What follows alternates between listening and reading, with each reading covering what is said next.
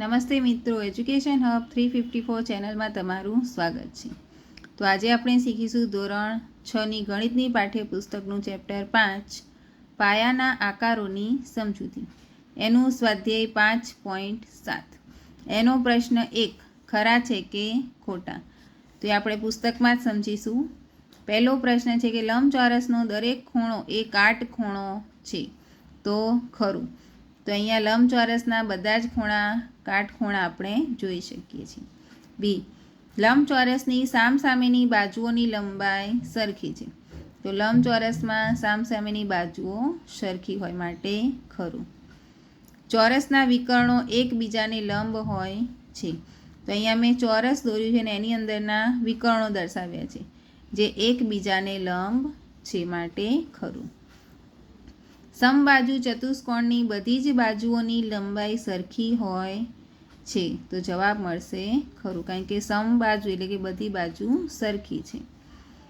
સમાંતર બાજુ ચતુષ્કોણની બધી જ બાજુઓની લંબાઈ સરખી હોય તો ખોટું, કારણ કે સમાંતર બાજુ ચતુષ્કોણમાં ફક્ત સામસામેની બાજુઓ જ સરખી હોય છે। સમલંબ ચતુષ્કોણની સામસામેની બાજુઓ સમાંતર હોય છે, ખોટું, કારણ કે સમલંબ ચતુષ્કોણમાં બે બાજુઓ જ સમાંતર હોય। હવે પ્રશ્ન 2 કે નીચેના માટે કારણ આપો। તો પહેલો પ્રશ્ન છે કે ચોરસને વિશિષ્ટ લંબચોરસ વિચારી શકાય?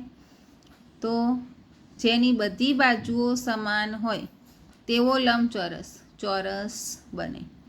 બી, લંબચોરસને વિશિષ્ટ સમાંતર બાજુ ચતુષ્કોણ વિચારી શકાય? તો કે જેના બધા ખૂણા કાટખૂણા હોય તેવો સમાંતર બાજુ ચતુષ્કોણ બને। ચોરસને વિશિષ્ટ સમબાજુ ચતુષ્કોણ વિચારી શકાય? તો કે જેના બધા ખૂણા કાટખૂણા હોય તેવો સમબાજુ ચતુષ્કોણ ચોરસ છે।